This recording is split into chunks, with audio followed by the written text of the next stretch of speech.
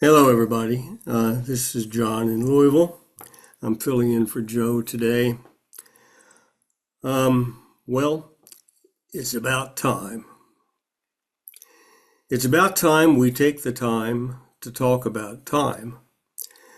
Our experience of time is a completely human contrived phenomenon, having no reality of its own outside of being relative to something else. So, isn't it interesting how such an illusory concept pervades our lexicon of language? Here's some examples. How much time do I have? There may not be enough time for me to explain. Time to start, time to stop, time to end, go time, time in. Time is running out, time's up, time to get up, time to go to school, time to go to work, time to eat, time to go to bed, wintertime, springtime, summertime. Why is there no fall time? Hammer time, Miller time, time for happy hour. It's got to be 5 o'clock somewhere. Just in time, time for a change, time to move, time to stay put, time to grow up, crunch time, time to relax, all the time. Time to rest, time to get serious, time to joke around. Sometime, every time, all the time, anytime. When the time is right, no time like the present. Time to focus, time to sit, time to slow down, like my shirt says. Time to let go, time to remember. And as the author of Ecclesiastes tells us in the Old Testament, there is a season for everything, a time for every possible thing under heaven. Joe, could you put up the screensaver, please?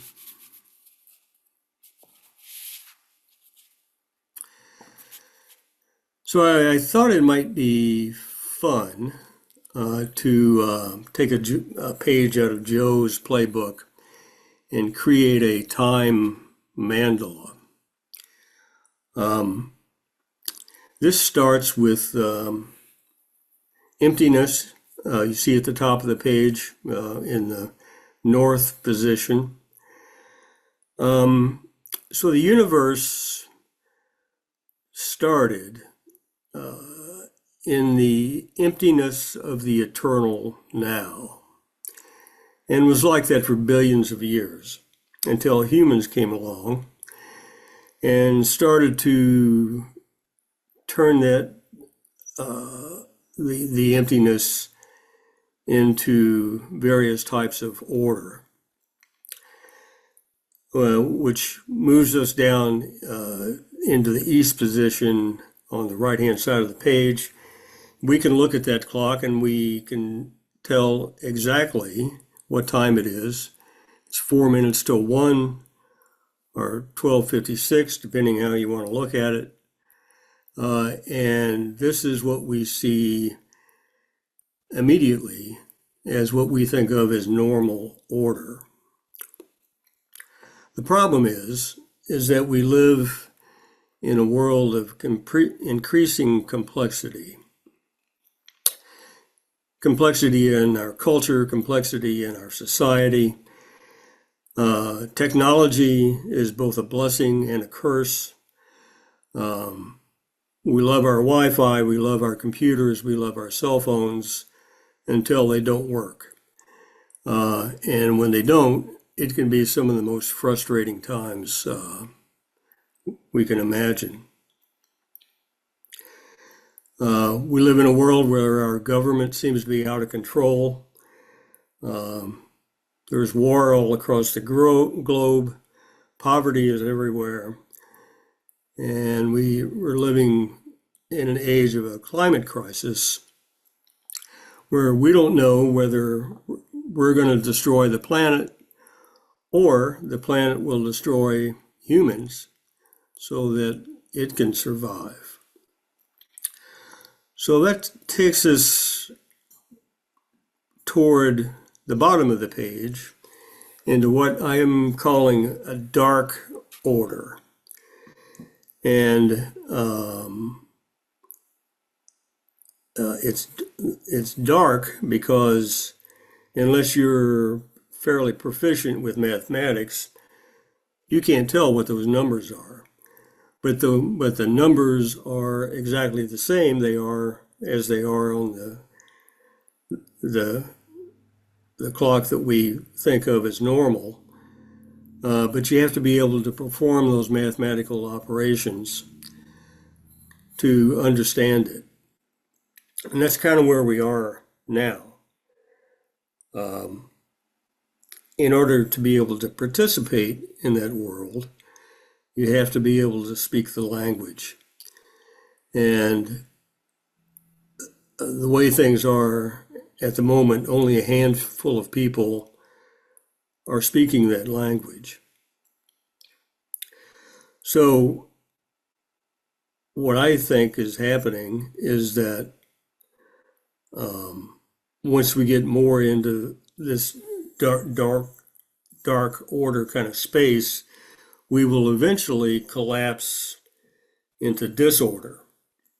On the left-hand side of the page in the west position, where it seems like the numbers on that clock are just randomly placed. But that's not exactly true because with that one, there is a order within the disorder. And I hope you teachers out there, especially you English teachers, notice this, that what has changed with that clock is that it has gone from a numerical order, 1, 2, 3, 4, 5, to an alphabetical order of 8, 11, 5, 4, 9. So now the numbers are in alphabetical order instead of numerical order. And then eventually we will return back to the eternal now of creation where we started. But to do that, we're going to need a paradigm shift on the order of what I was just talking about in the disorder segment of shifting from a numerical order to an alphabetical order.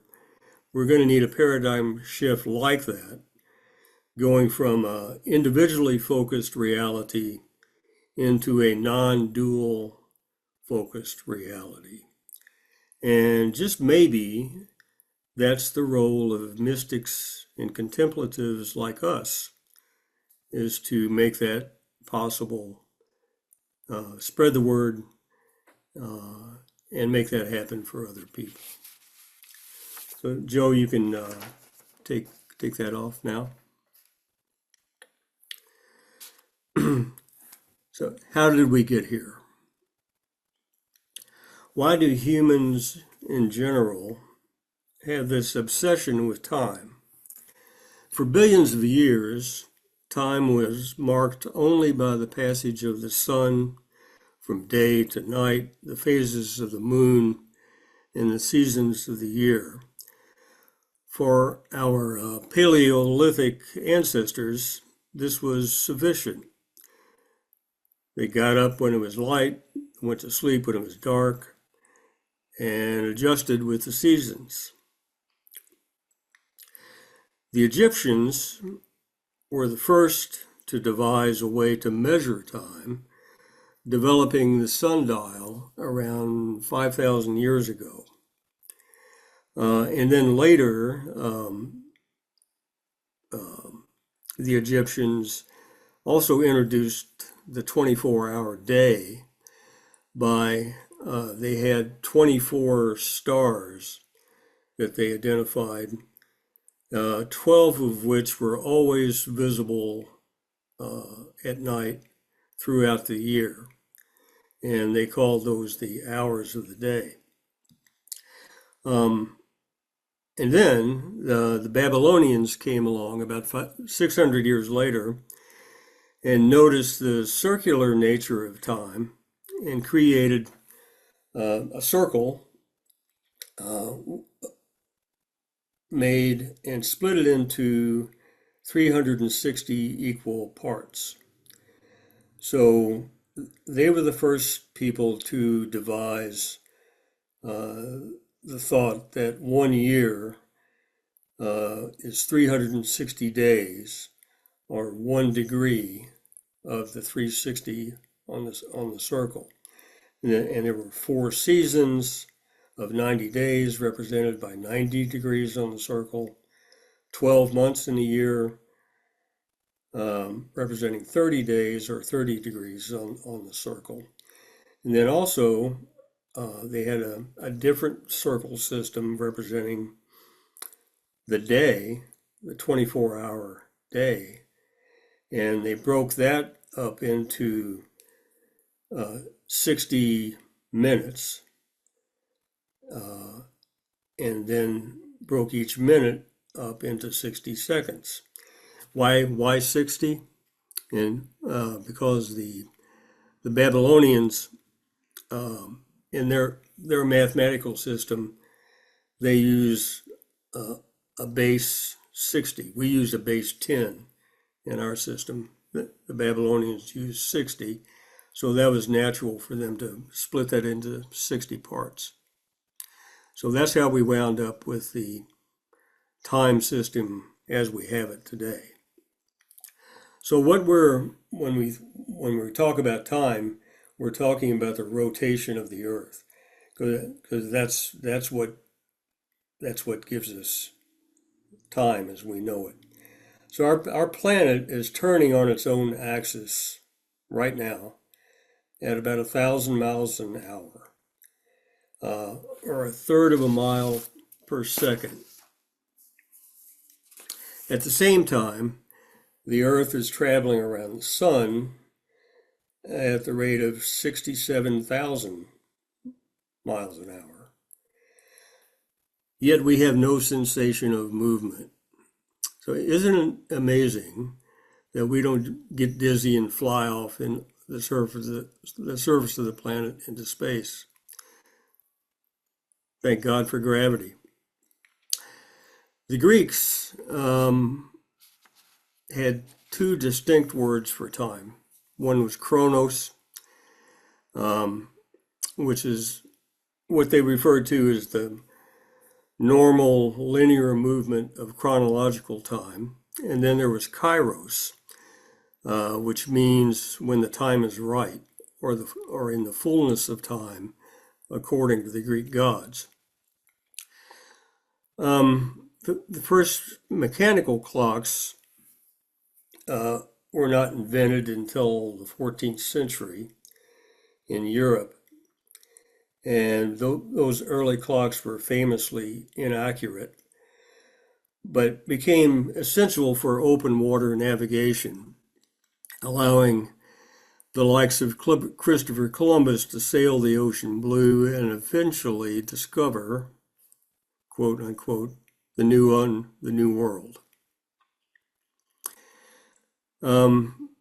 In modern times, in the 20th and 21st century, we have 3 different ways really of looking at time. We have an everyday understanding of clock time, the duration of events, the cycles of day and night, seasons, birthdays, things like that. And then there's a scientific point of view. The Newtonian point of view is that time is absolute and ticks the same everywhere in the universe. Einstein says time is relative. It can slow down as we approach the speed of light. Time slows down, or time speeds up when you get near something massive like a black hole. Then there's also philosophical questions around time um, that have yet to be answered. Does time really exist? Or is it just a concept that we use to understand change? Is past, present, and future equally real? We don't know. Does time flow, or do we just experience it that way? We all experience time in our own individual ways and at different stages of our life.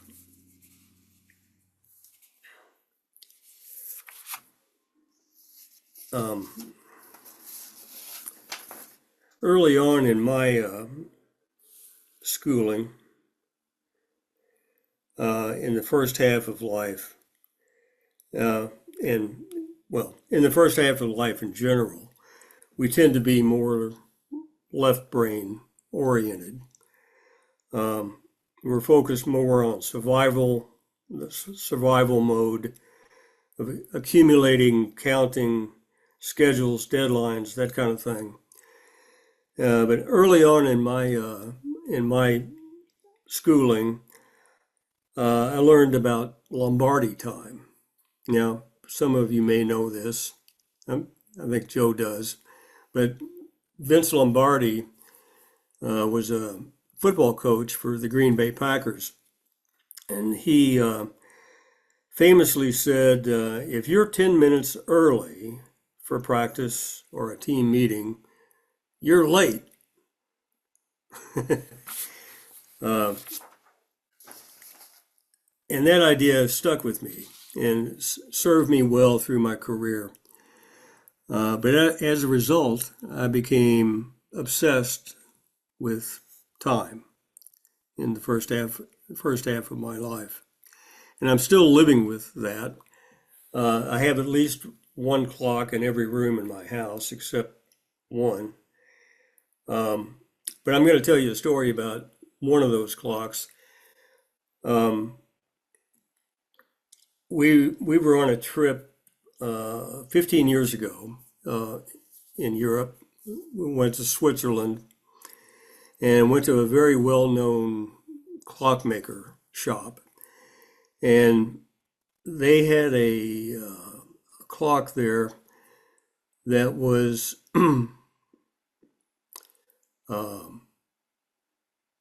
the closest thing you could get to a perpetual motion machine. And they didn't guarantee it, but well, there was no way to wind this clock. It has a chamber on the back side of it that's sealed, and it operates based on very small changes in temperature and pressure on the inside of the chamber. And they told me that the expected life of this, you would never have to wind it for 600 years. So I had to have it, and I'd be embarrassed to tell you how much I paid for this thing. But we thought it would be the perfect heirloom to hand down from generation to generation. So my wife and I put together a little time capsule about who we are and where we lived and what we did and that kind of thing. And so far it's running great. It's been running 15 years. We haven't done anything to it. But that's going to be passed down to our oldest grandchildren. And it'll be passed down through the generations. And I can visualize, it's assuming the planet lasts 600 years, and assuming the human race lasts 600 more years. I can visualize 20 or 25 generations down the road, somebody opening up this little time capsule that we put together and saying, why were these people stupid enough to pay this much money for a clock? Uh, but that's what we did. So I was also, in addition to be obsessed with time, I was obsessed with the accuracy of time. In the mid 60s, they came out with the Accutron watch. So instead of being a mechanical watch of gears and that sort of thing, what drove it was a little tiny tuning fork inside the watch that broke every second into, well, the tuning fork vibrated at 360 cycles per second. So it essentially broke every second into 360 parts. So it would be a quantum leap more accurate than a mechanical clock. So I had to have one of those. I scrimped and saved and bought one. And I still have it somewhere here in the house, but when you listen to it, instead of the normal tick-tock, it sounded more like a mosquito. But just to tell you why I was so into the accuracy like that, a little bit later in my life, I was a navigator in the Air Force, and we would make 4 or 5 trips to Europe every year as part of our mission. And going to Europe is really simple. You just point the airplane toward the big E on the compass, and you get to Europe. Coming back is a little different because 150 miles off the coast of the United States is something called the Air Defense Identification Zone. And they are really serious about that. So when you reach 200 miles off the coast, you're required to send a radio message and declare exactly what time you're going to cross. It's called the ADIZ. What time are you going to cross the ADIZ and what position you're going to cross the ADIZ. And you had a window of 5 minutes and 20 miles, which sounds pretty generous until you think this was in the 1970s. And there was no GPS, there was no inertial nav systems, that sort of thing. And if we were coming back into the United States at night, in particular, all we had to figure out where we were was the stars. And that was my job as the navigator. And the reality is that for every 4 seconds you're off on your watch, you'll be a mile off course. So if you're a minute off on the watch, that's 15 miles. And if you didn't hit that target, what happened was they would scramble jets from the coast, fly out to your position, and force you to land. So it was a navigator's absolute worst nightmare. Never happened to me because I had my Accutron watch, but it happened to a lot of guys. Okay, in the second half of life, time seems to become less important, and we tend to live in the right brain and become more creative, more imaginative, and more contemplative. For me, that epiphany occurred 45 years ago when I went to a renewal program in the church called Cursillo. Some of you may know about that, but it was very popular in the 60s and 70s and 80s in the Catholic Church, and then the Episcopal Church borrowed it. And when I went in 1980, it was an Episcopal run thing. Anyway, the first thing they do when you walk in the door on Thursday, they take away your watch.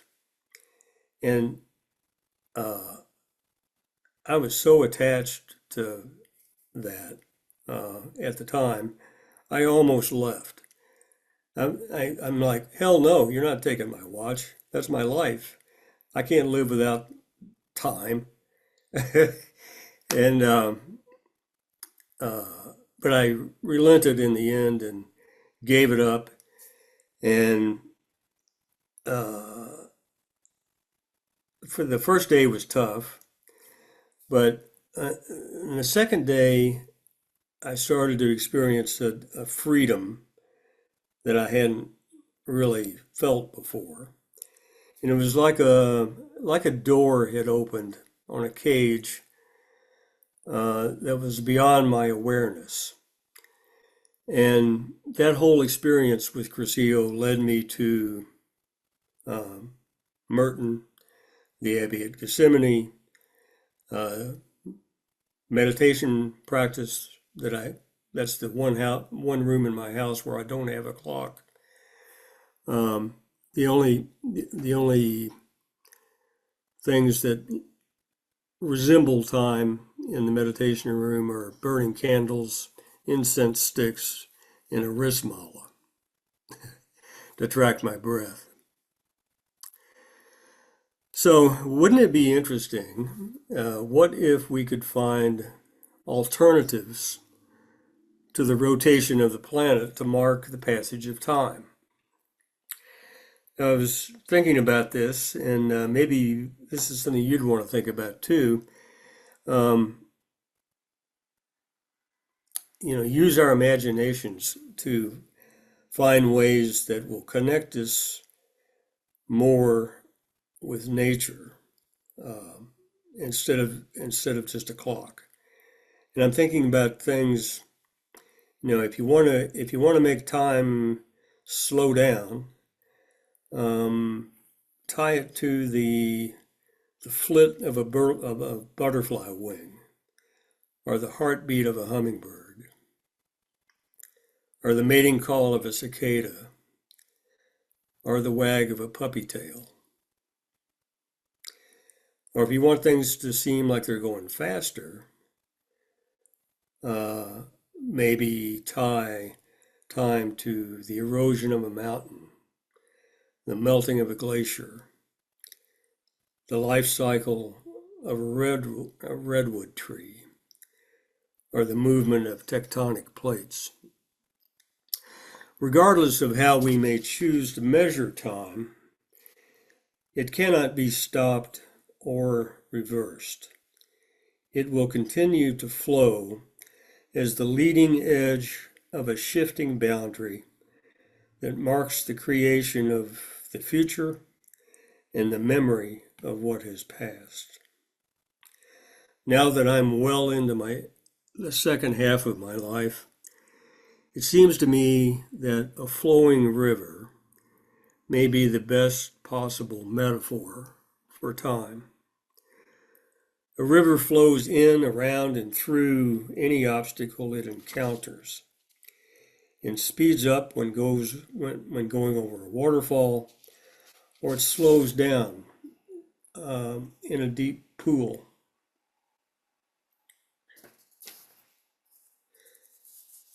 The Eastern religions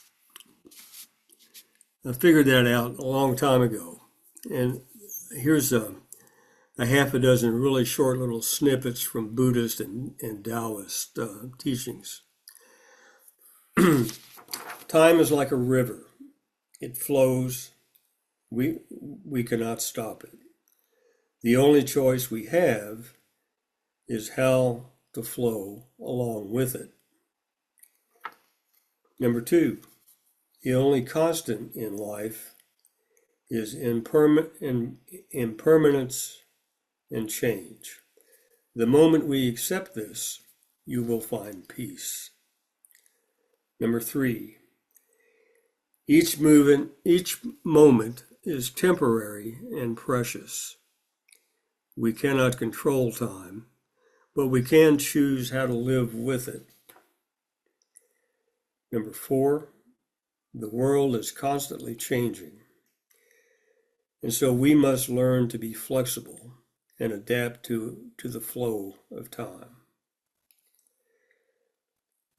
Time is like a river that carries all things away, and then everything will be gone, just as the river itself is never the same from one moment to the next.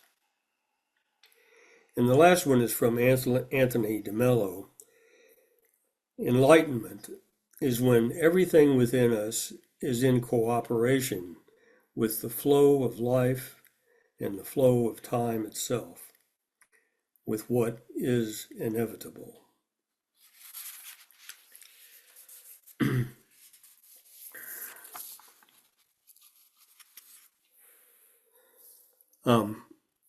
A couple of weeks ago, Viviane taught us that our lives are a mystery that may best be understood as a spiral-shaped structure. I think the same thing can be said for time. Time is also a mystery that keeps on unfolding with each now of the present moment. Time is not an arrow that vanishes behind you, but a spiral that recirculates within us. Each eternal now contains the echo of all previous nows that resonate in our heart and in our conscious and subconscious mind in an endless dance of connection with the most recent present moment and the one before that and the one before that and the one before that, all the way back to our first in-breath at birth. It is true that we can only live in the eternal now, but if we only have the awareness of this present moment, it would be like looking at one frame of a movie that's been running, in my case, for 80 years.